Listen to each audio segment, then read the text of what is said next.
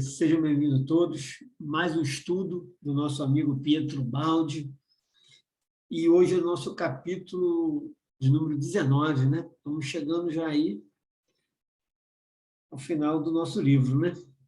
E o título é O Fracasso da Astúcia. Estamos todos encadeados à necessidade de evoluir. Os seguidores do caminho mais curto e a errada sabedoria do mundo. A inteligência do involuído e a do evoluído. Então, nessa abertura, como a gente sempre faz, vamos pedir que essas grandes consciências nos envolvam, nos inspirem, nos intuam, de alguma forma. O trabalho nunca é nosso. Se alguém tiver sempre alguma dúvida, quiser sempre acrescentar alguma coisa, sempre bem-vindo. Ninguém é tão pobre que não tem o que doar, ninguém é tão rico que não tem o que receber. Que o nosso amigo Francisco de Assis, que esses grandes franciscanos nos envolvam, nos abençoe. Todos nós que estamos aqui envolvidos, que vão chegar, ou que porventura vão assistir esse nosso estudo depois, sejam todos abraçados por Francisco, sejam todos envolvidos por essa energia franciscana. Até vai chegando um pouco mais perto do Natal, vai chegando um pouco mais perto desse momento de festas, não é? E as pessoas vão se envolvendo um pouco com o aniversariante, com Jesus. E quando a gente estuda Pedro Baldi, a gente não tem como não estudar Jesus, porque era Jesus que era a sua voz, Jesus que inspirava esse homem a escrever as suas obras. E Pedro Baldi, na condição de um Simão Pedro lá atrás, Jesus pede para que ele possa sustentar o seu evangelho, que o evangelho nada mais é do que miniatura da lei de Deus. Então, Jesus pede àquele homem para que ele possa sustentar a sua palavra. E, mais adiante, ele reencarna, no último encarne dele com Pietro Baldi, nada mais é do que, não é uma tentativa, né? Ele conseguiu, né? Mas o tempo todo tentando mostrar para todos nós o evangelho para a era do mentalismo. Não é destruir o que estava lá, mas adaptar a sua linguagem, tentar explicar a lei de Deus. Então, é como se fosse toda a sua obra, Pedro Baldi, é o evangelho para a era do mentalismo. Então, falar de Jesus e Pedro Baldi é como se a gente falasse de um ser só, né? Tal é a unidade, tal é a sintonia, a harmonia entre eles dois. Então, é com essa alegria, é com essa motivação, é com esse entusiasmo que a gente sempre agradece e que a gente sempre fala de Ubaldi, porque é um diferencial. Nós vamos observar as colocações aqui hoje, né? Que é assim, de uma particularidade, de uma coisa que eu sempre digo para as pessoas assim: você já leu o livro de Pedro Baldi, A Lei de Deus? Não conheço, não. Então, você ainda não estudou a lei de Deus. Não, eu já li um monte de livro. Sim, mas você não leu Pedro Baldi. Quando você lê Pedro Baldi, você vai ver que você leu um livro sobre a lei de Deus, mas não com a didática de Pedro Baldi, né? Não com a parte pedagógica dele. É diferente. É diferente. Não tem como não ser diferente, né? E isso é muito bom para a gente, né? Isso é muito bom. Então, sejam todos bem-vindos, que sejam acolhidos por esse coração tão grande de Pedro Baldi. Vamos iniciar, Gabriela.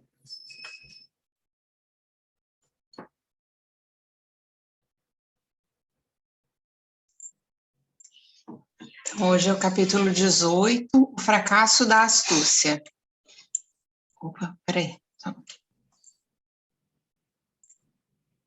Estamos todos encadeados à necessidade de evoluir, os seguidores do caminho mais curto e a errada sabedoria do mundo, a inteligência do involuído e a do evoluído. Olha só uma coisa interessante. Ele fala que o evoluído e o involuído, os dois são inteligentes, tá? Não vamos confundir inteligência com evolução, né? Inteligência, né? Não tem nada a ver com evolução. Mas vamos lá. Continuemos falando de nosso grande guia, a lei de Deus. As conclusões práticas aqui apresentadas, como já dissemos, estão relacionadas com as teorias que em nossos livros explicam as causas primeiras das coisas. É naquelas teorias gerais que as conclusões observadas do terreno da conduta humana encontram sua raiz, explicação e justificação, e com isso a certeza de garantir-nos sua veracidade. Mas, ao mesmo tempo, é nesta sua aplicação prática, no plano controlável da nossa realidade, que aquelas teorias que em si são experimentalmente incontroláveis, porque tão afastadas da nossa vida cotidiana, encontram sua confirmação e, portanto, sua verdade.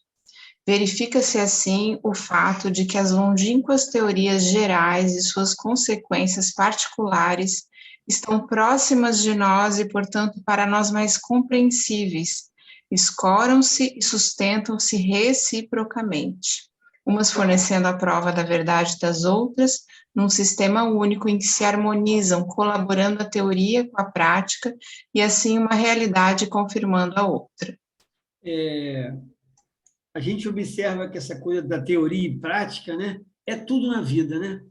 Para tudo na vida existe uma pessoa teórica, não é? Toda pessoa prática, ela tem uma teoria, mas todo teórico, não necessariamente ele tem prática, não é? E a gente observa essa coisa, a gente observa que Pedro Baldi sempre associa essas duas coisas, teoria e prática, né?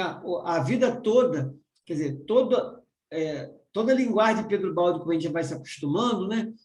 É ele tentando mostrar a teoria de uma coisa que funciona, de uma prática que ele já teve na vida, né? De uma vivência, né? Então, ele sempre fala do convite, né? Isso é um convite, né? Minha obra é um convite, né? Estou convidando, o convite, quando a pessoa convida a gente, pode aceitar ou não, né? Mas a gente é para tudo. A gente tem um pedreiro, a gente tem um engenheiro que o cara é teórico, a gente tem um pedreiro que é prático, não é? Então, na verdade, a prática é tudo, não é isso? A prática pega a teoria e manda ela botar no bolso, manda ela botar debaixo da mesa a teoria, porque não tem como, não é? Então, essas duas coisas, na verdade, têm que caminhar juntos. A teoria é sem a prática, e a prática, ele é prático, né? Mas ele já tem uma teoria, que é a teoria da prática dele. Essa é a grande verdade. Tem uma colocação que eu vi no livro do Paulo Estevam, nesses dias, que ele coloca assim, contra os seus ensinos estão a sua própria vida. Isso Ananias falando, né? Isso Ananias falando de todo aquele pessoal, inclusive, na época, o Saulo de Tarso estava indo prender ele quando caiu em Damasco, né? E virou o Paulo depois. Então, Ananias comenta o Sinédrio ali, né? As perseguições, e cadê exemplo? Não é? Então, Ananias fala assim, por trás desse grande discurso que eles fazem de Moisés, ele fala, contra os seus próprios ensinamentos estão a sua própria vida.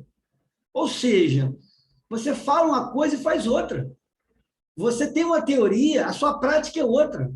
A prática sua, Helena Blavatsky dizia, né, a melhor forma de honrar a sua verdade e vivê-la. Então, quer dizer, o que é a verdade é uma teoria. Viver a verdade é a prática dessa teoria. Não é isso? Então, a gente fala que essa colocação de Ananias é brilhante, porque contra os seus ensinamentos, né, estão a sua própria vida. Ou seja, você fala uma coisa e faz outra. Como é que pode isso? Né? E tem uma colocação também de Gamaliel, que era o chefe lá do Sinédrio, que depois o Saulo de Tarso ficou no lugar dele, um homem sábio, né? Um homem que foi conhecer Simão Pedro. Enfim, um homem que queria conhecer um pouco do caminho, daqueles homens humildes. Ele dizia assim, ó, aí depois que Paulo de Tarso visitou ele no deserto, né, ele disse assim, adaptarmos a lei de Deus, ó, nos adaptarmos à lei de Deus, olha a colocação dele, é descobrir outro país, cuja grandeza se perde no infinito da nossa alma. Olha que colocação bonita de Gamaliel. Nos adaptarmos à lei de Deus é descobrir outro país, cuja grandeza se perde no infinito de nossa alma. Muito bonita essa colocação dele, né? Mas vamos lá, Gabriel. Com isso, nosso escopo está atingido. Esclarecer, explicando e demonstrando. Seria absurdo pensar que nossa palavra pudesse ter o poder de transformar o mundo. Isso concerne apenas a Deus, pois só Ele possui e pode usar os adequados meios apocalípticos para tanto. Nós podemos apenas explicar como tudo isso funciona e por que vemos sucederem tantos desastres no mundo. A tarefa de corrigir o erro pertence à dor, que por isso mesmo existe e disso está encarregada. Para amadurecer os involuídos, são necessários choques proporcionados à sua ignorância e insensibilidade. Para os surdos ouvirem é preciso mais que pregações, a necessidade de uma voz que por si mesma se deixe claramente entender por todos. É indispensável sofrer para aprender. E se no mundo existem tantas dores, isso quer dizer que a escola está funcionando bem. E isso é bom porque garante o melhor, ou seja, que a evolução se cumpra. É bom que o mundo sofra as consequências dos seus erros, porque assim, para seu bem, ele vai aprendendo a não errar mais. Tem umas colocações muito boas aí, né? Eu coloquei aqui assim, na verdade, a gente entender assim, essa função da dor, né? Pedro Baldi fala a todo momento nisso, né?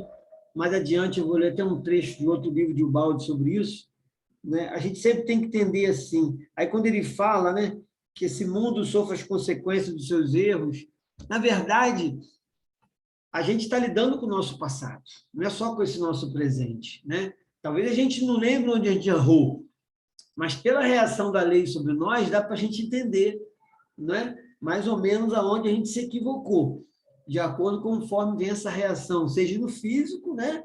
Ou seja na nossa vida, no nosso dia a dia, né? Então, a gente observa que, definindo assim a função da dor, ela nada mais é do que quando Jesus fala, reconcilie-te com o seu inimigo enquanto estás a caminho, né? Então, a primeira coisa da função da dor é essa, é fazer a gente se reconciliar com o nosso inimigo. Quem é o nosso inimigo? O nosso passado, né? O nosso passado é o nosso maior inimigo. Então, se eu não me reconciliar com o pai que eu fui, com a mãe que eu fui, com o filho que eu fui, com o patrão que eu fui, com o vizinho que eu fui, não é? Eu não vou conseguir ter paz. Eu não vou conseguir ter paz. Paulo de Tarso falava uma coisa muito bonita. Ele dizia assim, a cada dia eu morro. E é por isso que eu vivo. Olha a colocação dele. A cada dia eu morro. E é por isso que eu vivo. Paulo de Tarso, ele não levava para o dia seguinte nada. Então, questões que ele teve com o pai, questões que ele teve com... Eita, quantas pessoas! Né? O que ele dizia? Cada dia eu morro. Ou seja, chega naquele final do dia, ele faz aquele exame de consciência, né? E ele se perdoa, ele busca mentalmente pedir perdão a quem ele errou, que já passou pelo caminho dele, ele não vai encontrar mais, né? Como aconteceu com o pai dele, só viu uma vez, né? Enfim, então, na verdade, esse caminho, né? Ele estava ali buscando a todo momento essa colocação de Jesus se reconciliando, né? Com o passado dele. A todo momento. Então, quando ele dizia, a cada dia eu morro, ele tinha que morrer para aquele dia, esquecer né? Apagar qualquer culpa, qualquer coisa que tivesse dentro dele, que tivesse acontecido naquele dia. E é por isso que eu vivo. Não, o que mantinha ele vivo era o quê? Não ter culpa, não é?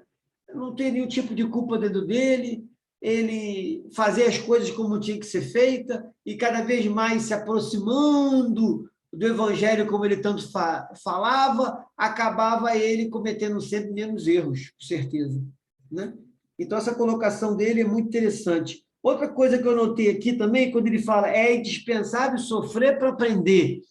Gente, se a gente parar e pensar, a questão assim, por exemplo, são nossos amigos, filhos, né? São os pais, amigos do dia a dia, né? Independente de qualquer coisa, amigos de amigos que vêm até a gente pedir ajuda, não é? Então, quando ele fala, é indispensável sofrer para aprender, mas é difícil. A gente, às vezes, passa por situações, mas quando o nosso filho passa por uma situação, a nossa mãe, um grande amigo, né? Um irmão, uma irmã, enfim, a gente parece que sofre duas vezes, né? Porque tem a dor da pessoa que a gente sente e passa a ser nossa dor, né? Então, é a minha dor e a dor dela, né? Essa é a grande questão. Mas a gente realmente tem que começar a trabalhar essa colocação de Ubaldi aqui, que é indispensável sofrer para aprender.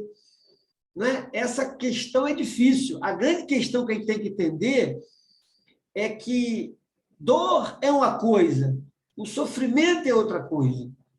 Né? Então, eu posso ter a dor e não ter o sofrimento. A gente já falou muito sobre isso também aqui, mas é importante sempre frisar isso. Né? Dor é uma coisa, sofrimento é outra coisa. Então, a dor é necessária, o sofrimento sempre é opcional.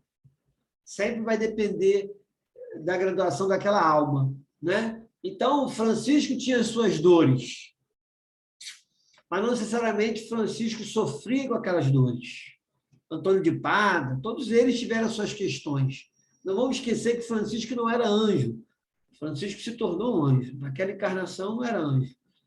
Né? Então, é isso aí que a gente tem que sempre conduzir e trabalhar bastante dentro de nós.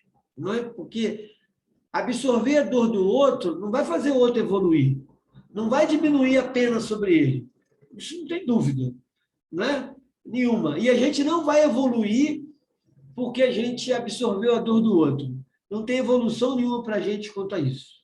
Né? Porque compaixão, Fernando, mas tem compaixão, tudo bem. Compaixão é a capacidade de uma pessoa de sentir a dor do outro. Mas não significa, compaixão, pegar a dor do outro. Sentir a dor é uma coisa. A gente faz alguma coisa para aliviar essa dor, é o mais importante. Mas muito longe disso, né? Compaixão é eu absorver a dor do outro. Não é isso. Isso aí não tem nada a ver uma coisa com a outra. Né? Tem que separar bem essa palavra aí. Mas vamos seguir, Gabriel. Embora Deus esteja presente em nosso mundo, operando do interior da sua própria lei, parece que ele está olhando de longe, deixando o homem livre para fazer o que quiser. Parece que lhe esteja dizendo: experimenta, menino, à vontade, verificando e avaliando as consequências dos teus atos. Aprenderás a sabedoria do bem e do mal. Podes fazer de tudo. Sofrendo as consequências da tua conduta, poderás conquistar tua sabedoria, sem a qual não pode haver felicidade para ti. Para chegares a isso, é necessário atravessar o deserto das desilusões. Anda, menino, não podes destruir a carga da tua ignorância, senão experimentando na dor as consequências do erro. Caminhando, sofrendo e aprendendo, o fardo se tornará cada vez mais leve, a estrada menos íngreme, o passo mais rápido. É necessário andar até que todo o caminho seja percorrido. És livre, podes parar, retroceder, rebelar-se, errar à vontade. Faze o que quiseres. Mas, acima de tudo, a lei permanece inatingível e imutável. As consequências da tua conduta são tuas, e se esta for errada, terás que sofrer todas aquelas consequências até aprenderes a movimentar-te com disciplina dentro da lei, de maneira a não gerares para ti mais sofrimentos. Pode, se quiseres, não prestar ouvidos aos sábios avisos. Junto a muitas fontes em que tu quererias matar tua sede de felicidade, há tabuletas que dizem veneno, prevenindo-te para que não bebas. Mas tu não acreditas e não escutas. Então sorverás tanto veneno até aprenderes quantas amarguras ele gera e assim não bebê-lo mais. O caminho é longo e duro, mas eu velo pela tua salvação que terá de realizar-se. Essa coisa que me chamou muita atenção de Pedro Baldi aí foi essa coisa da tabuleta, né? Junta muitas fontes que tu quererias matar tua sede de felicidade, há tabuletas que dizem veneno, não é? Então, aonde é a fonte em que tu vai querer matar tua sede? O Chico Xavier, eu não sei se alguém lembrar aí pode me ajudar, mas eu acho que é assim. O Chico Xavier falava assim, o que é tentação? Quando ele fala aqui, né? Fontes. As fontes são as tentações, por exemplo, né?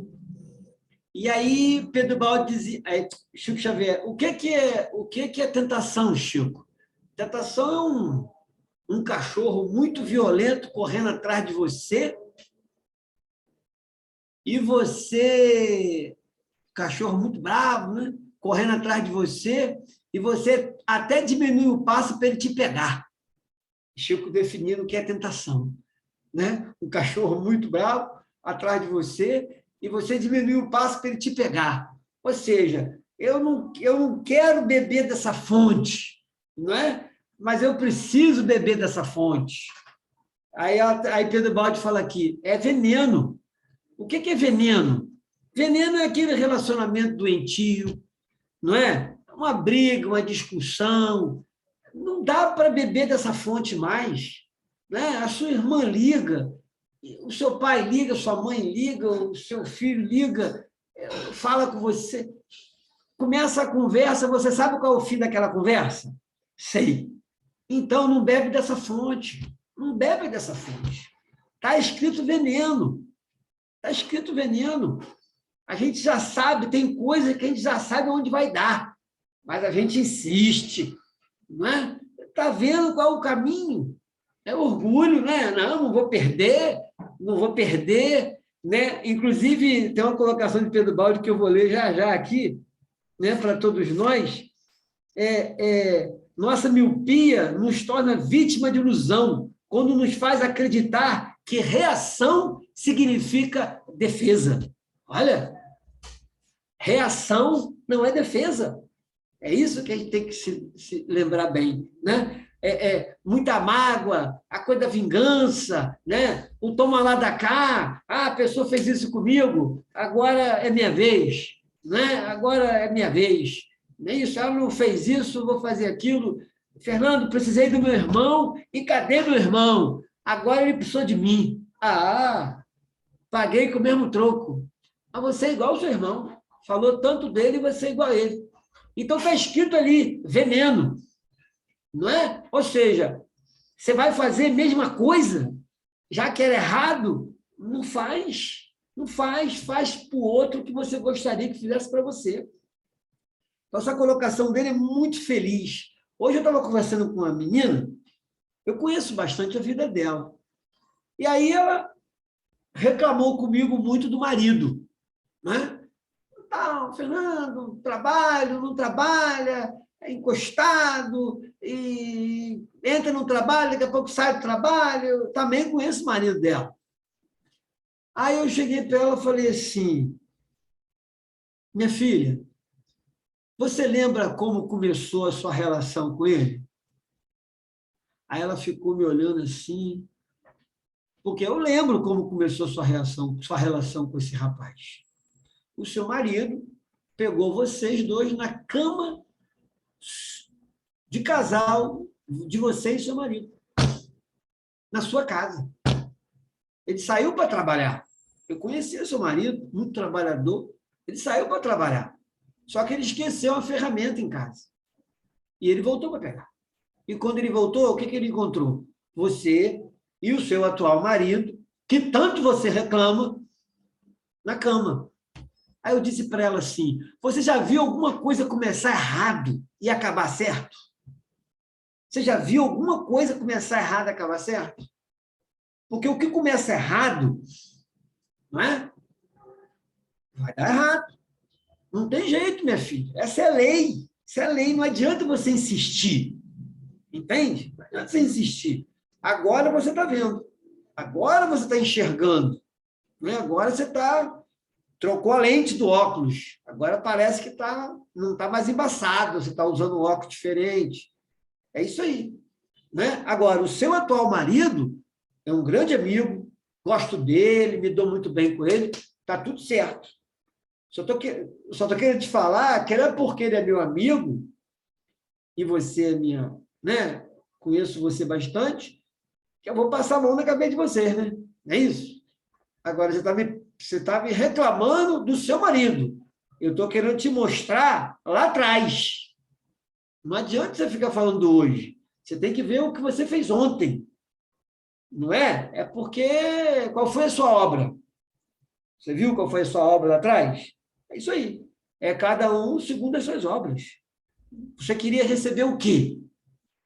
Não é? Olha a sua obra lá atrás. O que vai acontecer? Não é? Então, se você economizar dinheiro fazendo a sua casa, o teto cai na sua cabeça. Não foi a obra que você fez? Olha o que aconteceu, o teto caiu na sua cabeça.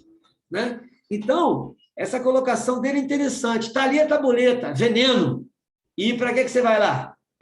Se está escrito veneno danado, para que você vai lá? Né? É essa que é a grande questão. A gente não vai conseguir outra coisa a não ser passar mal, né, gente? Tomou veneno, como é que vai ser? Né? Essa é a grande questão. Não achar, né? Não achar que funcione aí depois disso tudo. Mas vamos seguir aí. A evolução é uma necessidade absoluta. A estrada está marcada e dela não se pode sair. Este é o conteúdo da lei. Somos livres, podemos escolher à vontade. Mas o que nos acorrenta à necessidade de evoluir é o nosso desejo de felicidade. Podemos parar no caminho e recuar, mas o sofrimento que então encontraremos nos impelirá para frente. Podemos errar, mas a dor que se segue queima. Assim, aprendemos a fugir dela. Tá tudo certo, Pratani? Tudo certo. Aprendemos a fugir dela e, compreendendo quais são as causas que a geram, aprendemos a fugir das ditas causas para não mais gerá-las.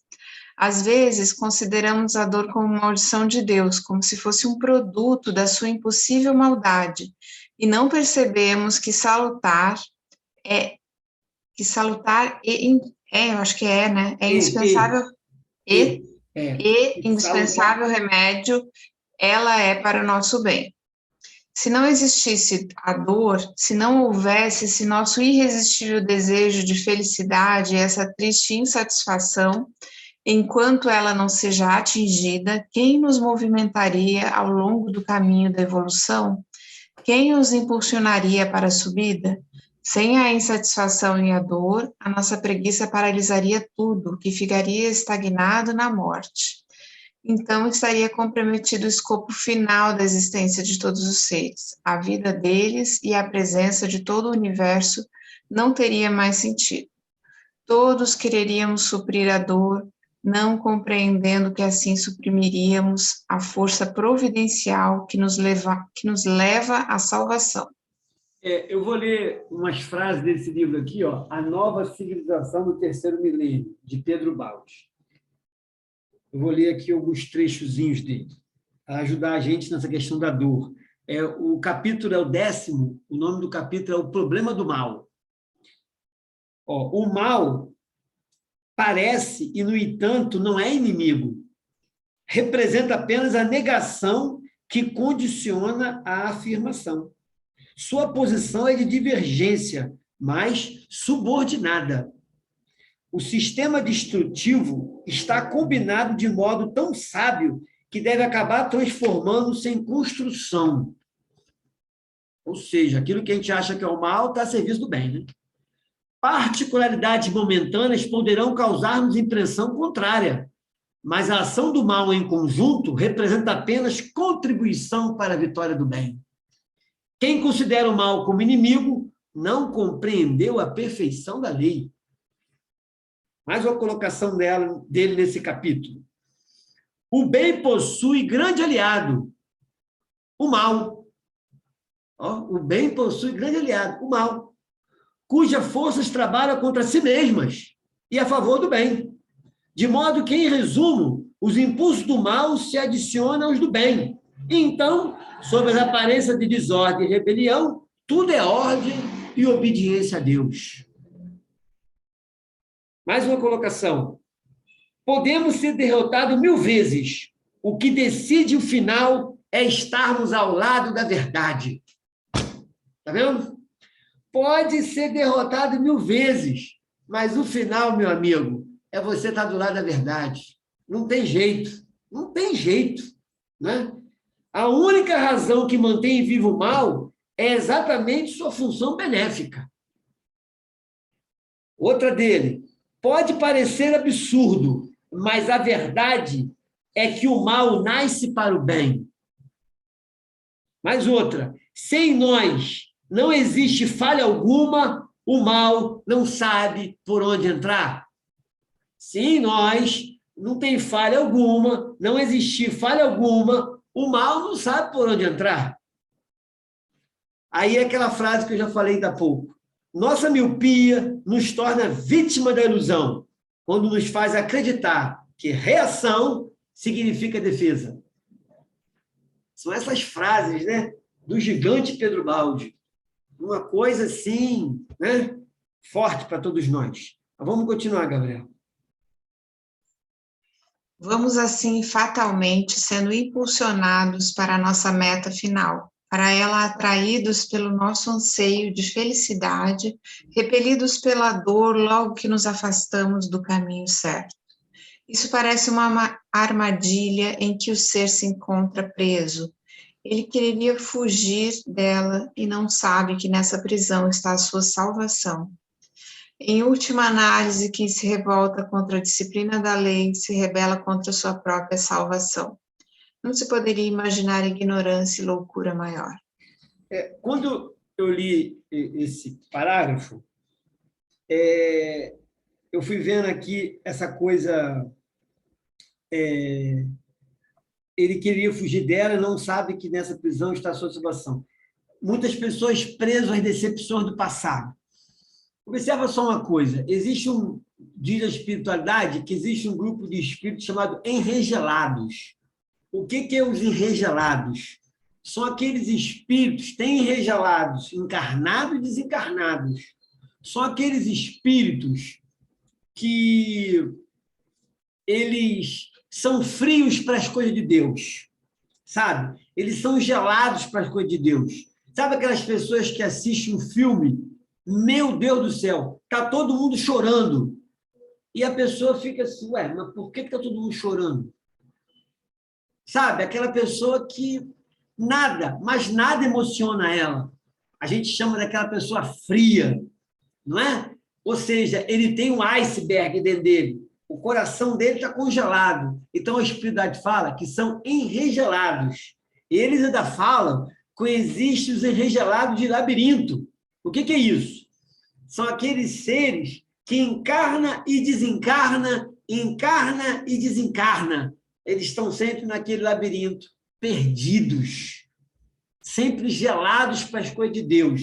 Mas por que eles ficaram gelados para as coisas de Deus? Decepção. Se decepcionaram com os religiosos, se decepcionaram com a vida, com o dia a dia, né? Mas, olha, eu dei tudo para a igreja, eu dei tudo, e no final eu fui parar no inferno. Quer dizer, o inferno não existe, né? A condição infernal que ele levava aqui foi para o outro lado da vida. Então, aí esses espíritos decepcionados com a igreja, decepcionados com a vida, com seus líderes, principalmente seus líderes religiosos, né? Então, são aquelas pessoas tão frias, mas tão geladas, gente, que até para a vida sexual não tem vida sexual. não têm emoção nenhuma, elas não têm motivação nenhuma. São frios, frios, frios. Entende? Então, tem que aquecer essas almas. Essas almas têm que ser aquecidas. É como se elas tivessem que se permitirem uma abertura no seu coração para o sol entrar, né? Para a vida entrar dentro delas e derreter um pouco esse gelo que levou ela a se enregelar-se, né? Dentro dela mesma. Mas vamos seguir aí. Quem ainda não entendeu isso, julga ser inteligente quando imagina enganar a lei, furtando satisfações merecidas e conseguindo escapar às sanções dela. Almejamos felicidade, mas muitas vezes não queremos fazer o esforço para ganhá-la honestamente.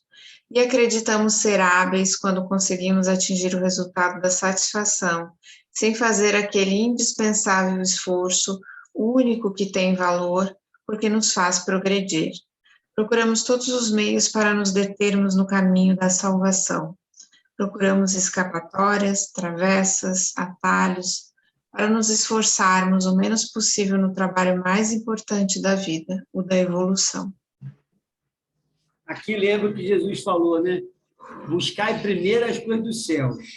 O resto vai vir por acréscimo. Não é? Primeiro as coisas dos céus. O resto vem por acréscimo. Porque o resto é o resto. Não é? O resto é o resto, são as coisas do mundo de César. Isso vem por acréscimo. Isso vem, né? Isso é o tempo. Então, às vezes, eu tenho que abrir mão, muitas vezes, da minha própria evolução espiritual por causa de um cargo que eu vou ter numa empresa que eu vou ganhar muito mais dinheiro. Mas isso é a sua existência. E a sua essência, como é que fica? As pessoas confundem muito. As pessoas acham assim, Fernando, criei meus filhos, né? Todos na faculdade, todos bem empregados, isso.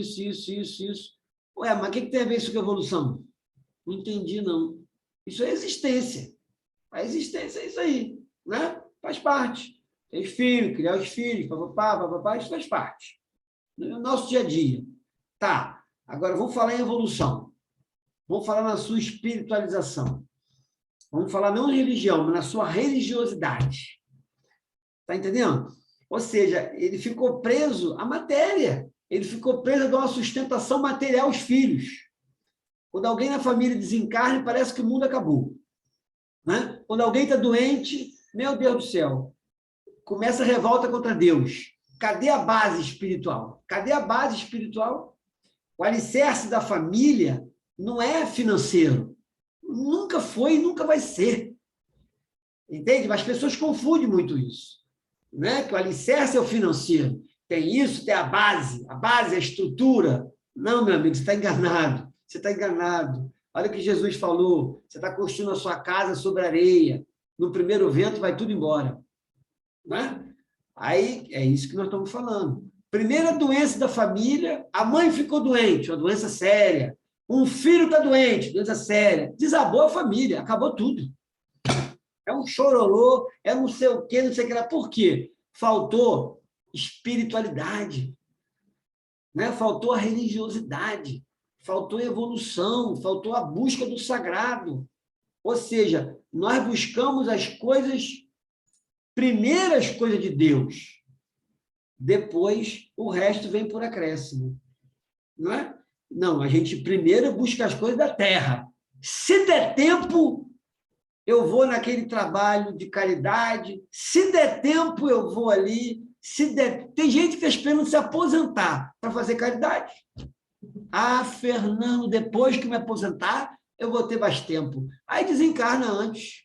Aí chega do outro lado. Ué, você tinha que esperar me aposentar para fazer caridade, não deu tempo. Mas, meu Deus, está lá escrito. Se dedica primeiro às coisas de Deus. O resto vem por acréscimo. Você fez o contrário, se dedicou às coisas do mundo, à sua existência, e sufocando a sua essência. Não é assim. A essência sobre a existência. Não é a existência sobre a essência. Me diz quem fez isso e deu certo. Me aponta uma pessoa que deu certo. Não dá certo, gente. Isso é furada. Esse cálculo pode desistir dele. Né? Vamos seguir. Imaginemos uma estrada de rodagem onde correm muitos carros. Eles são livres para correr numa direção ou noutra, mais ou menos rapidamente, Eu tendo acho que você pulou liberdade. um parágrafo. Não. Não? Você leu isso aí já? Aham. Peraí. Será? Eu não li? Acho que você não leu Eis onde está a sabedoria do mundo, não. Ah, então vamos lá. Eu acho. Trabalho mais. Tá certo, tá certo. Eu parei na evolução. Eis onde está a sabedoria do mundo, no desejo de conquistar sucesso de qualquer maneira, por todos os meios. Então, na estrada marcada que nos leva à felicidade, verifica-se uma corrida para chegar em primeiro lugar, ao maior sucesso, com a maior satisfação possível. Assim, ao invés de movimentos coordenados, se avança numa peleja de todos contra todos, o que faz do progresso uma marcha desordenada e fatigante, corroída pelos atritos e executada numa atmosfera de caos. Desse modo, o trabalho necessário da evolução não se pode cumprir a não ser carregada de sofrimentos. Isso, tá bom. Mais ou menos o que eu já falei antes. Pode seguir. Imaginemos uma estrada de rodagem onde correm muitos carros. Eles são livres para correr numa direção ou noutra, mais ou menos rapidamente, tendo liberdade de parar, etc. Mas tudo isso conforme normas, sem o que o trânsito regular não seria possível. A desordem seria um desastre para todos, e por isso, embora às vezes contra a vontade, todos têm de colocar-se em obediência na disciplina da ordem. O caminho da evolução ao longo do qual se desenvolve a série das nossas vidas é parecido com aquela estrada onde nós andamos todos juntos, como os carros. Mas aqui também, para que a marcha não se transforme numa confusão dolorosa, há normas sem as quais a caminhada regular não é possível. A desordem torna-se desastre para todos. Apesar disso, nem todos se colocam em obediência na disciplina da lei. Pode seguir, Gabriel.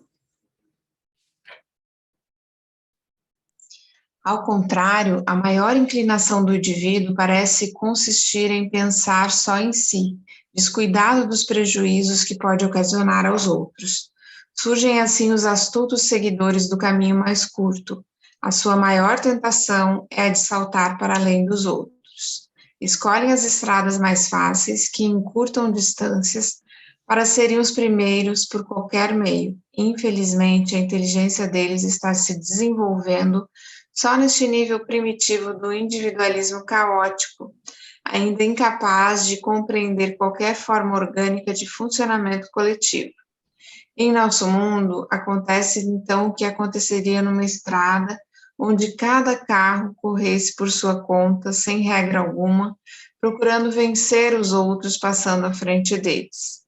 A sabedoria desses astutos, que se julgam tão hábeis que querem somente sua própria vantagem, acabam no que vemos sempre acontecer, isto é, esmagamento recíproco, revoluções, guerras, destruição.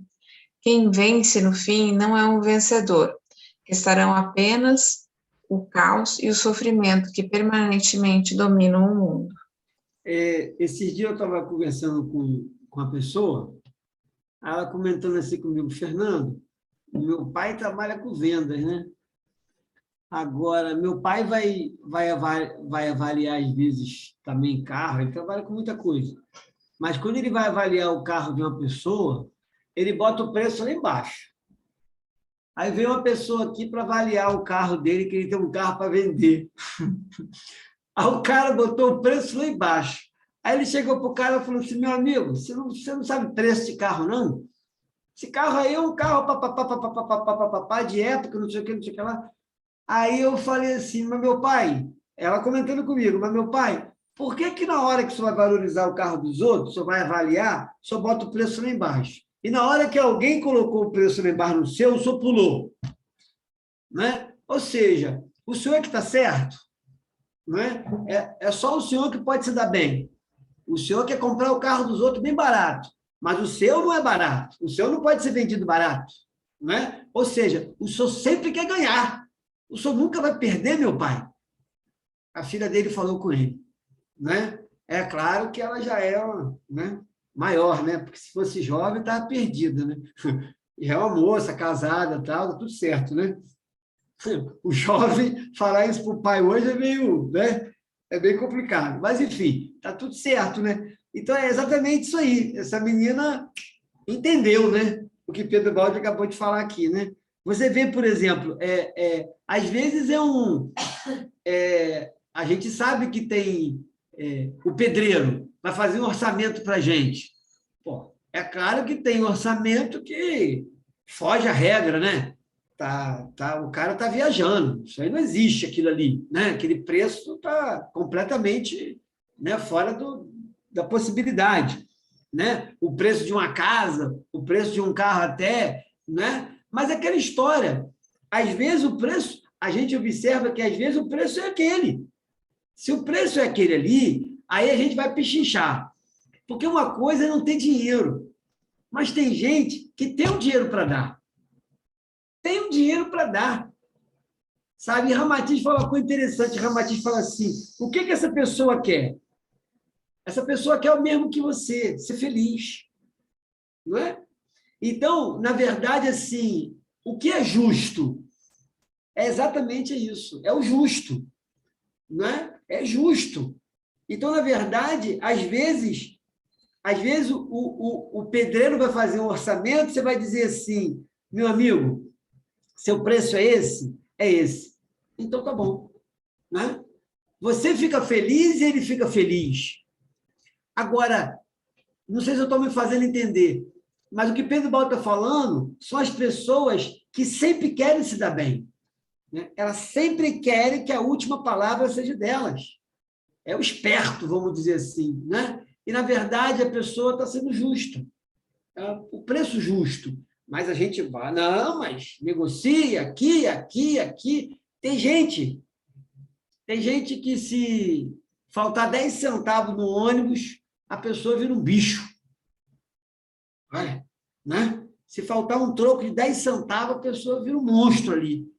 Não é? Exatamente isso que nós estamos falando. Quer dizer, essas coisas que tem que tomar cuidado. Né? A gente tem que, assim, orar e vigiar. Mas não é orar e vigiar o próximo, né? É como nós já falamos uma vez. Orar e vigiar o nosso pensamento, orar e vigiar a nossa postura, orar e vigiar os vícios, orar e vigiar aquilo que não está mais compatível com a minha evolução. Né? Orar e vigiar as placas escritas veneno. Né? Aquilo que Pedro Baldi fala. É isso que a gente tem que tomar cuidado.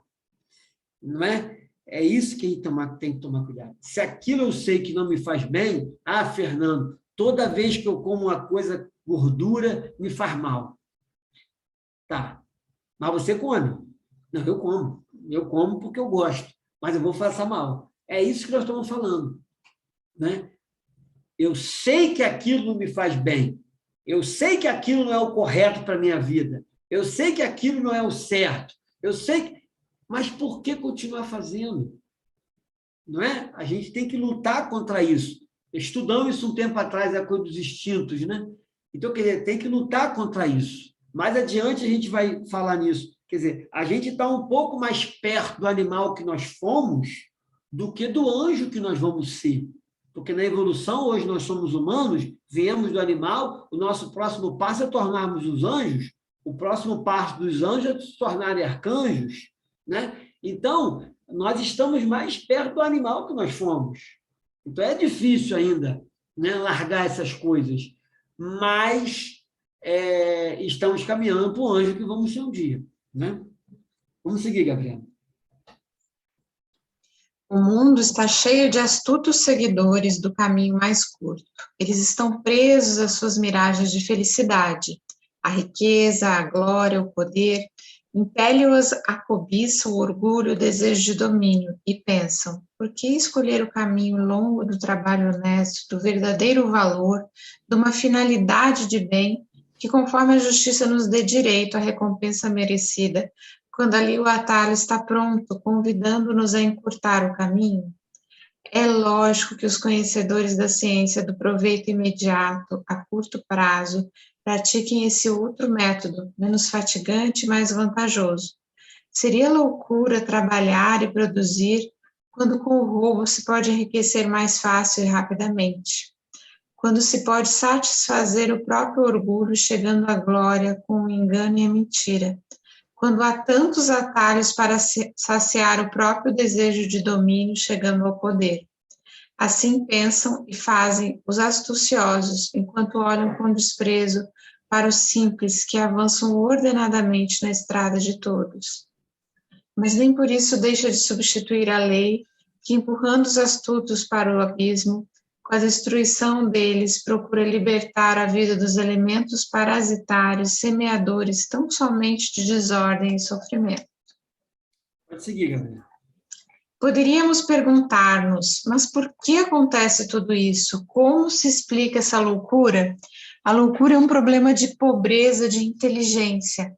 A tarefa da evolução é de desenvolver essa inteligência, pois todo ser possui maior ou menor inteligência conforme o grau de desenvolvimento atingido. Ela começa a aparecer como um fenômeno de superfície quando o indivíduo apenas compreende os efeitos imediatos dos fatos que abrange com os sentidos, e tende a tornar-se depois sempre mais profunda, chegando a atingir também as causas longínquas dos fatos e os efeitos a longo prazo. A visão psicológica dos primitivos poderia chamar de microscópica.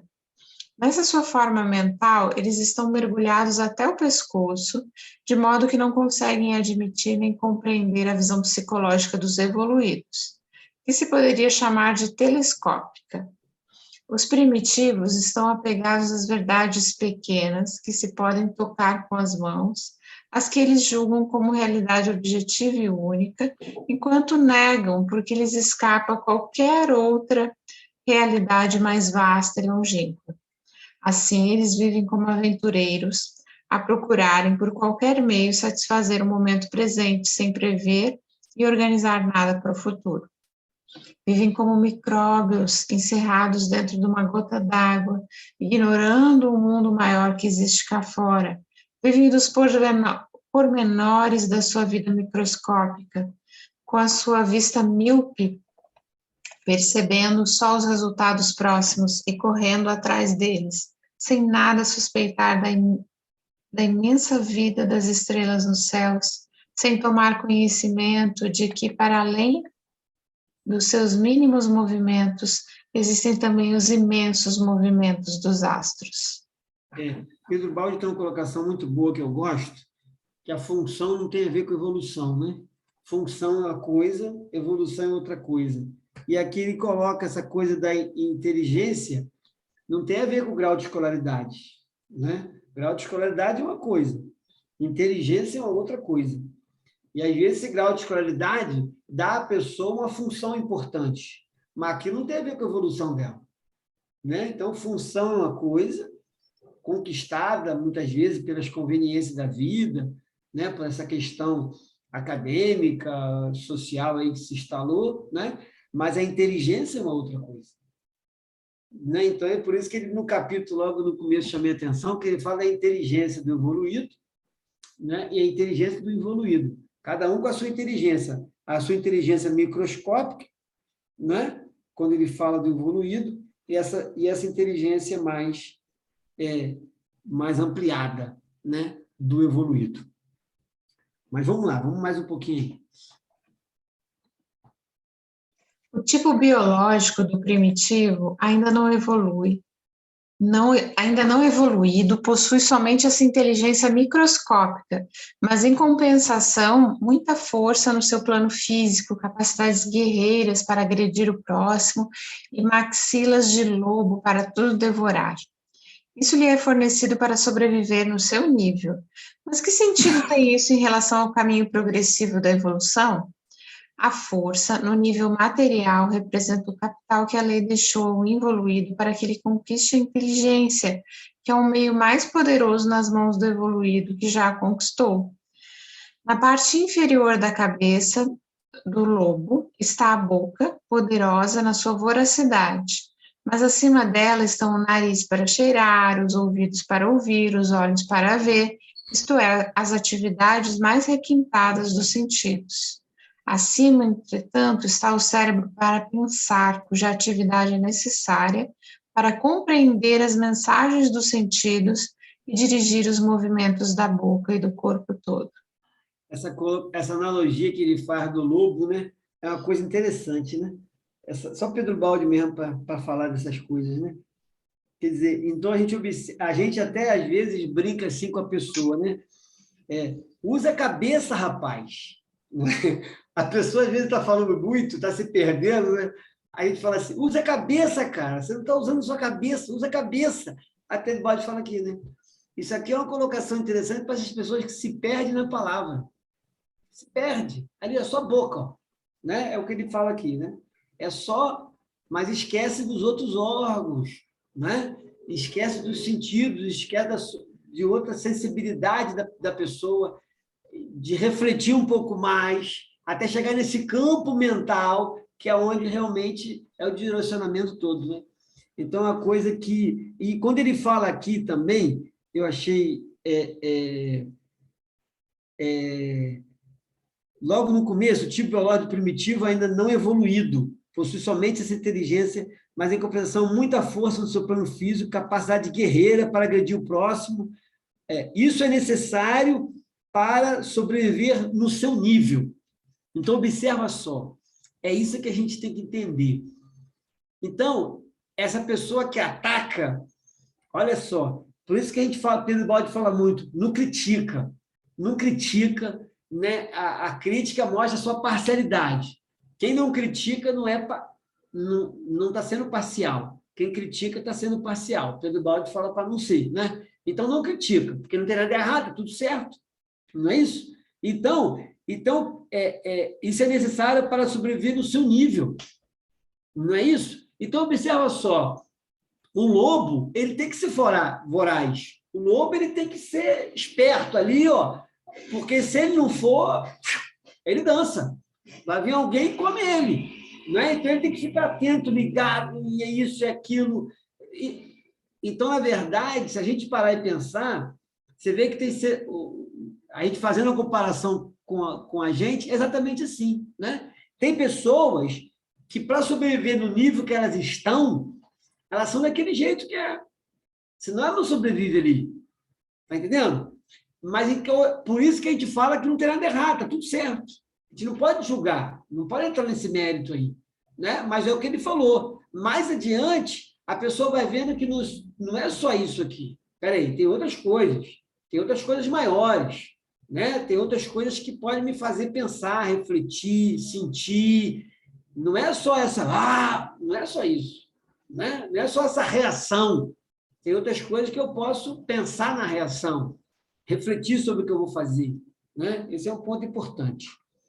Mas vamos lá, Gabriel.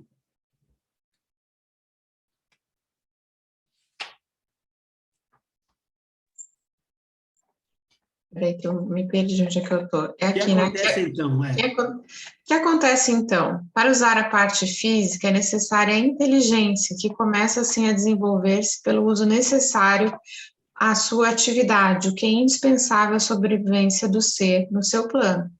Eis que a necessidade da sobrevivência, da luta nos planos inferiores, leva à necessidade do desenvolvimento da inteligência, que é o meio para sair daqueles planos.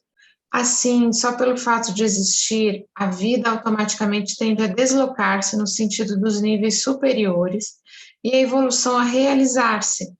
O centro vital desloca-se das maxilas para o cérebro. Acho que eu já li isso, não?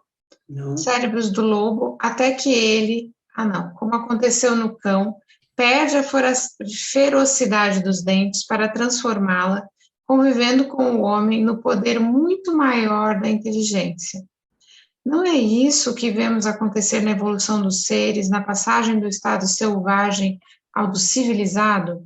A ferocidade fica abandonada nos planos inferiores para os atrasados, que ali ainda permanecem, e desenvolve-se sempre mais a inteligência, valorizando-se as qualidades da mente.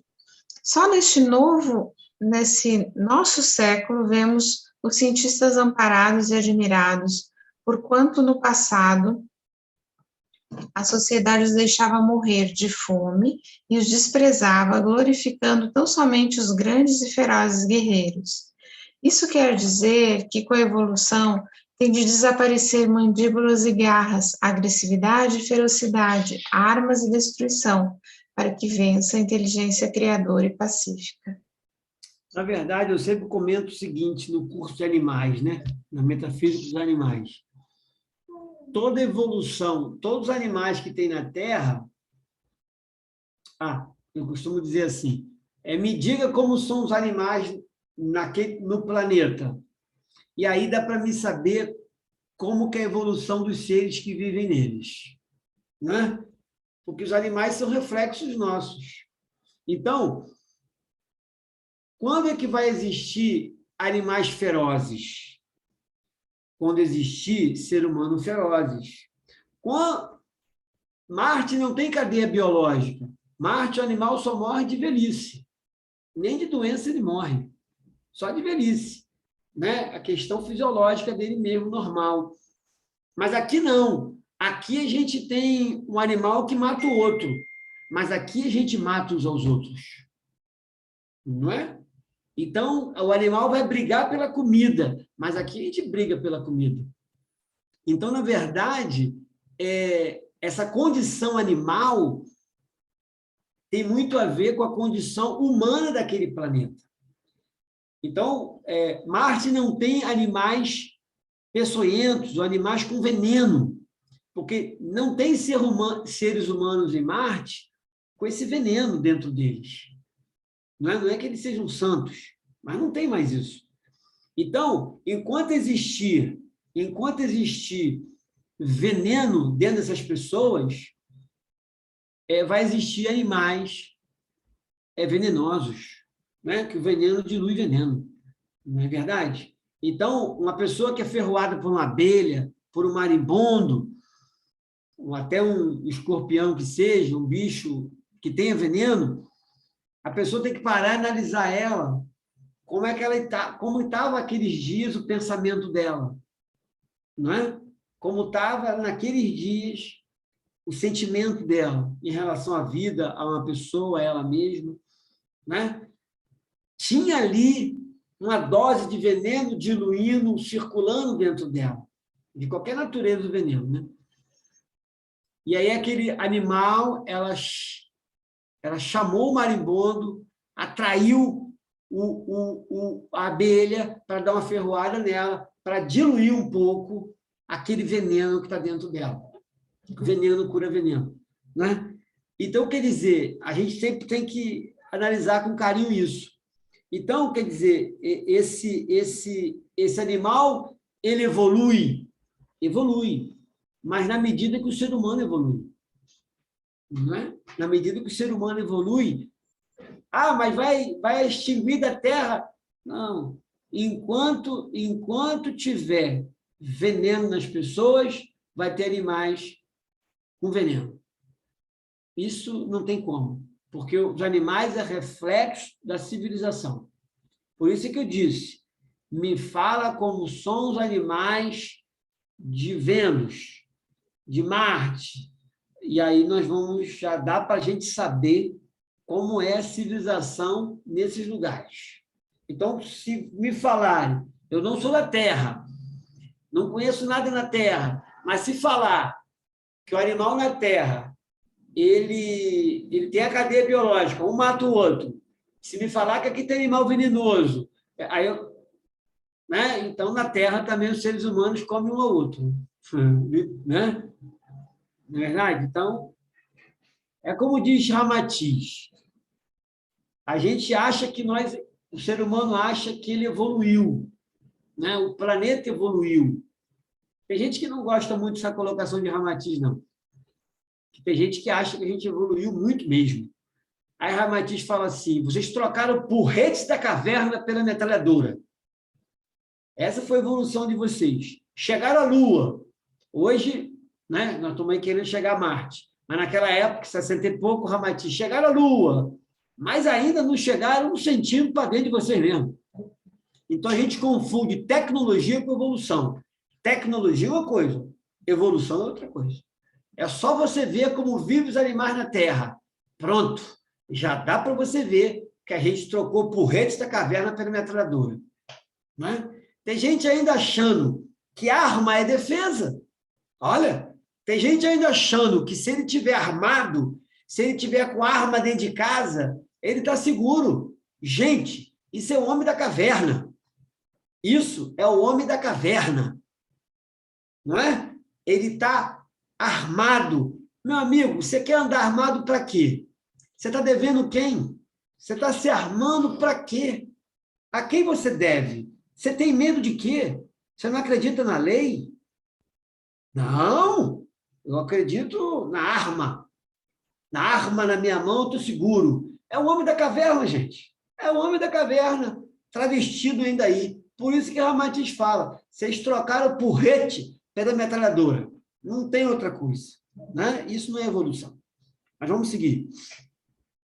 Nossa humanidade atual está ainda na fase das mandíbulas e das garras e as está usando para com elas desenvolver a inteligência. Eis como se compreende e se justifica a presença de tanta luta em nosso mundo. Tudo na vida existe porque tem uma função a cumprir. De outro modo, não existiria. Se a lei permite que neste nível domine a luta, isso acontece pelo fato de representar para os seres situados neste plano o melhor meio para desenvolver a inteligência, indispensável à sua entrada nos planos superiores. Estamos ainda no nível animal, em que o ser é impelido pelas necessidades e cobiças materiais, muito mais do que pelas exigências intelectuais e espirituais. Domina o individualismo egoísta e separatista em função do eu, porque a evolução tem de cumprir antes de tudo a construção da personalidade. Pode seguir, Gabriel. Num grau mais avançado, cuida-se, pelo contrário, de realizar um plano diferente, que é o de coordenar as personalidades na unidade coletiva da humanidade. Então, a luta entre egoísmos rivais perde todo o sentido e torna-se empecilho que é necessário afastar. O herói, vencedor das pelejas do nível atual, torna-se um criminoso que a sociedade civiliza, isola e afasta. Nela, a evolução quer atingir outros objetivos e surgem novos problemas, os da fase orgânica, anteriormente desconhecida. A evolução conduz à união, e o indivíduo, quanto mais evoluído, tanto melhor sabe viver em forma orgânica. Desponta, assim, uma disciplina que regula as relações humanas e a conduta dos homens, quais elementos do novo eu múltiplo que é a sociedade humana. Em lugar da revolta na desordem, valorizam-se as qualidades de ordem na obediência à lei. Então, rebelar-se contra ela torna-se uma loucura. A vida vai doravante obedecer os princípios novos que o ser pertencente a planos inferiores não pode compreender enquanto não os houver superado. A baixa inteligência de luta e as astúcias que conduzem à desordem se transformarão na superior inteligência da disciplina na ordem. Pode seguir, vamos fechar aí. Não há dúvida de que, para quem alcançou uma compreensão mais vasta, é sofrimento ver a inteligência, centelha de Deus, a corromper-se em astúcias e enganos. Mas esse baixo uso dela se justifica como sendo um meio para chegar a compreender a inferioridade desses métodos e assim acabar por superá-los e abandoná-los. O involuído despreza, julgando tolo e simplório, quem não usa seu sistema e não vence com ele. Mas a lei é tal que os inferiores têm de usá-lo, sobretudo para chegar a encontrar e aceitar amanhã os métodos superiores que hoje desprezam. Isso. Aqui Pedro Baldi fecha, né? E vamos aproveitar aqui, tem 5 minutinhos aí, eu acho, 10, 15 minutos aí. Se alguém quiser fazer alguma colocação, né? Sempre é bom. Eu sempre falo que, no início eu falei, né? Alguém quiser parar, perguntar, ou quiser fazer comentários, tá bom? Vocês podem ficar à vontade sempre, né? Para mim, não... que às vezes eu embalo aqui, mas vocês sabem que pode interromper qualquer hora, né? Alguém quer fazer dar alguma contribuição, pode ficar à vontade aí nesses minutinhos que restam. Aí a gente fecha aqui. Gabriela pode fechar o livro. Já fechou, né? Deixa eu ver o pessoal que está aí. Alguém quer colocar? Fica à vontade. Então, deixa eu fazer aqui o fechamento nosso. Deixa eu fechar aqui esse comentário. A gente tem que... É difícil, né? Assim, a dificuldade da vida de aceitar, né? Como Pedro Baldi fala, o universo é a união dos diversos, né? Então, a lei de Deus, né? Ela, quer dizer, o amor, né? Da lei, ele é paciente, né? Por trás dessa lei tem bondade profunda, né? Onde tudo e todos estão certos e nada e ninguém está errado. Tudo e todos estão certos. Tudo e todos. E nada e ninguém está errado. Não é? É isso que a gente tem que observar. Aí a pessoa fala assim, mas, Fernando, eu estou fazendo umas coisas na minha vida que está errada. Ué, então tá bom, então muda. Ué, mas você não... Até onde você viu que não estava errado, você não estava errado. Você estava agindo no seu nível de consciência. Agora, quando você fala, aí que é evolução. Evolução é isso. Né? Como é que a gente sabe que a gente evoluiu? Diz Pedro Baldi. É quando a gente começa a usar métodos e critérios diferentes que a gente usava. Aí a gente sabe que evoluiu. Não é? Então, qual o método e critério que eu usava quando me relacionava com alguém? Seja da minha família, um amigo, né? E ali saía confusão ou não saía confusão, enfim. Mas você mudou o método e critério? Não, é a mesma coisa. Então é a mesma praça, mesmo banco, a mesma flor, mesmo jardim, não mudou nada. Né? Então, você discute com as pessoas, você bate boca com as pessoas.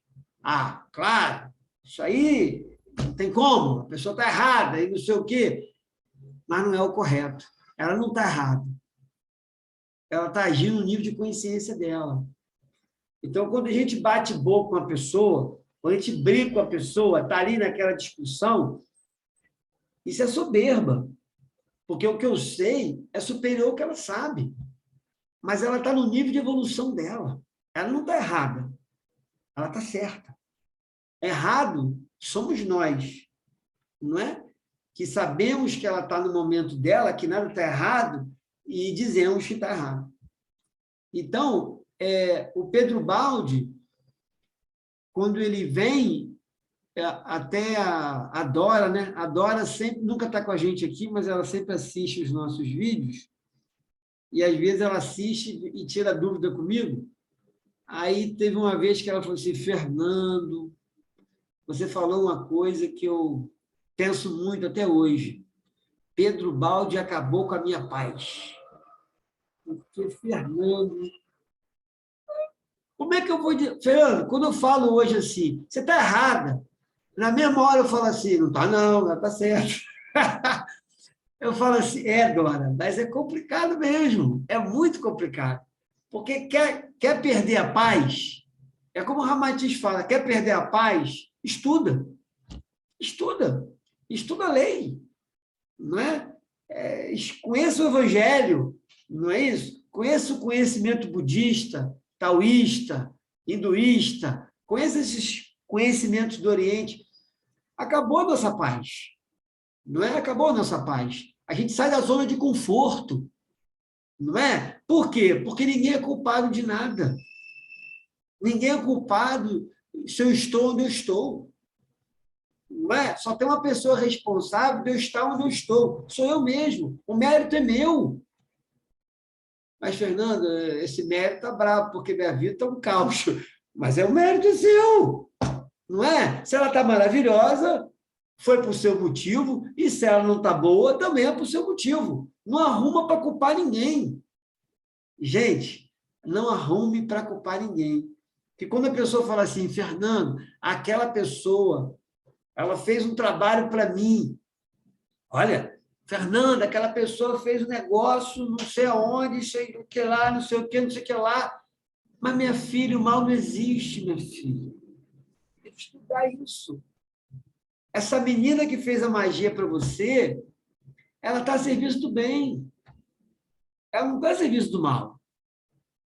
Se ela soubesse que vai fazer você evoluir, ela não perdia tempo indo no cemitério, ficando meia-noite não sei aonde. Ela não perdia tempo para isso. Eu duvido. Se ela soubesse que você está evoluindo, eu duvido que ela faria o mal para você. Não é? E o pior, quem está parado no tempo, quem está se endividando com a lei, é ela. Porque tudo que ela faz, qual é a sua obra? Você vai colher a sua obra, não tem jeito. Então, eu tenho amigos que nem conversam comigo. Sabe por quê? Porque eles vêm lamentar comigo. Eles vêm reclamar da vida comigo. Eles vêm dizer que eles vêm, não é reclamar da vida, eles vêm arrumar um culpado da vida deles estar como está. Já vem perto de mim responsabilizando alguém que fez alguma coisa para ela, que fez alguma coisa para ele, que deu prejuízo na empresa dele, e que não sei o que, não sei o que lá. Mas, meu amigo, você está colhendo. Mas, Fernando, a gente não pode nem falar nada com você, porque a gente sempre é culpado, a gente não... Mas, ué, então você não vem conversar comigo, porque eu não vou passar a mão na sua cabeça. Na sua cabeça eu não vou passar a mão. Por quê? Porque senão eu estou errado, não posso fazer um negócio desse. Minha consciência não deixa. Né? É como igual... eu até, minha esposa está assistindo aqui também, vou brincar um pouco com ela, uma época que ela estava tossindo, aí eu falei assim, mas meu amor, você está irritada com o quê? Aí ela falou assim, mas Fernanda, a gente não pode nem tossir perto de você mais. Eu até brinco no curso falando esse comentário dela, mas por quê? Porque tudo é causa e efeito. A pessoa que está tossindo, ela está irritada com alguma coisa na vida. Aí ela vem conversar comigo, que está tossindo, para me dar um chá, para fazer um xarope. Aí eu digo para ela assim, mas você está irritada com o que na sua vida? Né? O que está te levando? Você está irritado, está tossindo? Por que você está irritado com alguma coisa? Você tem que ver o que é tal. Mas e o xarope? O xarope é planta calmante, para você não ficar irritado, mas se acalmar. Não é isso? Então, quer dizer, é tudo causa e efeito, é exatamente isso. Então, seja na doença, ou seja nas questões da vida pessoal, do dia a dia, né? Sempre ninguém é responsável por isso. Porque, olha só, se eu estou insatisfeito com alguma coisa da minha vida, e isso daqui a pouco vai me gerar muita coceira no corpo, o problema é meu, não é? O problema é meu. A pessoa que eu estou insatisfeita, por exemplo, não tem nada a ver com isso. Mas a gente tem que arrumar um culpado. Ou seja, a gente continua usando os mesmos métodos e critérios do nosso passado. Não é por aí. Enquanto eu estiver arrumando um culpado, enquanto alguém for responsável por mim, olha, não é pela minha alegria ou pela minha tristeza, tem uma coisa errada comigo. Para e vamos rever a vida. Então, quando alguém vem dizendo que alguém fez o mal para ela, minha filha, vamos parar, vamos pensar, está na hora de mudar a vida. Está na hora de mudar. Está na hora de mudar. Né? Porque você se tornou uma presa fácil. Olha, eu vou repetir essa colocação de Pedro Baldi aqui, que eu li ainda hoje para vocês, muito boa. Olha o que Pedro Baldi fala. Né? Se em nós não existe falha alguma, o mal não sabe por onde entrar. Se entrou, é porque tem uma falha. Se não entrou, não tem falha. Né? Aí ele fala aqui mais aqui, ó. Podemos ser derrotados 1000 vezes. O que decide a vitória final é estarmos ao lado da verdade. a gente não pode abrir mão da verdade. É isso que a gente não pode abrir mão, da nossa verdade, daquilo que a gente já tem como patrimônio nosso. A gente não pode abrir mão disso. A gente não pode se vender, não é? A gente não pode se vender. E essa colocação de Pedro Baldi aqui hoje, para mim, assim, muito importante, vou passar a comentar sempre ela no curso, junto a muitas fontes em que tu quererias matar tua sede de felicidade, há tabuletas que dizem veneno. Olha, junto a muitas fontes em que tu quererias matar tua sede de felicidade, está lá escrito veneno. Aí vem a pergunta, não é? Aonde a gente quer matar nossa fonte? Aonde a gente quer matar nossa sede de felicidade? O que é felicidade para a gente? Aonde eu estou indo matar minha sede? Aonde eu estou indo buscar minha felicidade? Que tipo de comportamento? Que tipo de relacionamento? Que tipo de livro? Que tipo de amizade? Que tipo de conversa na rede social? Não é? Aí é que a gente tem que perguntar. Porque a gente joga contra a gente mesmo. A todo momento faz um gol contra. Não é? E ficando procurando quem é que jogou a bola contra o nosso gol. Quem é que fez o gol contra? Nós mesmo, não tem outro. Não é? Então, Pedro Baldi, nesse livro, como na sua obra, ele traz para a gente a responsabilidade da nossa vida. Coloca na nossa mão o nosso destino. Mas tem coisa já escrita, não tenham dúvidas. Não tenham dúvidas. O que a gente vai colher já está escrito. Mas a circunstância com que eu vou colher, eu posso decidir. Eu posso decidir isso. Entende? Aí é com a gente.